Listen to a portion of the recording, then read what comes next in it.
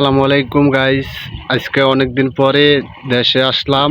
দেশে আসার অনুভূতিটা কি আসলে আমি বলে বোঝাতে পারবো না। দেশে চলে আসি, আসার পরে আসলাম চকে শাপলা তোলার জন্য। সো দেখেন, এই যে চকের মধ্যে আছি, শাপলা তুলতেছি। এই যে অনেকগুলা শাপলা তুলছি, আর শাপলা আছে এদিকে। ওইদিকে যাবো, যে শাপলাগুলো তুলবো। আসলে কি যে ভালো লাগতেছে বলার বাহিরে। নৌকাতে ঘোরা, অনেকদিন পরে নৌকা উঠছি, প্রায় আপনার 3 বছর পর নৌকা উঠছি। অনেক খুশি লাগতেছে। যারা যারা নৌকা উঠতে চান কমেন্ট বক্সে জানাইবেন, আর সবসময় ভালোবাসা দিবেন।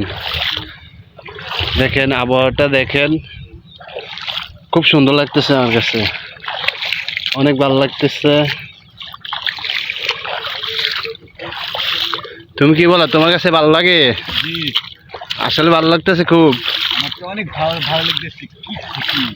তোমরা তো সবসময় নৌকা উঠতে পারো, আমরা তো শহরে থাকি, এই জন্য সবসময় নৌকা উঠতে পারি না। সো আমার খুবই আনন্দ লাগতেছে। এই যে সবুজ ধান ক্ষেত, তারপরে আশেপাশের দৃশ্যটা দেখেন, খুবই ভালো লাগতেছে। আমরা আছি জলার মাঝখানে, আশেপাশে বাড়ি নাই। এই যে দেখেন কত দূরে দূরে বাড়ি।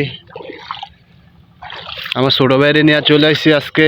ছোটো ভাইরে বললাম চলো একটু ঘুরে আসি, কারণ অনেকদিন পরে দেশে আসছি তো ভালো লাগতেছে না। চলো একটু বিলে যাই, বিলে যাই ঘুরে আসি, শাপলা নিয়ে আসি।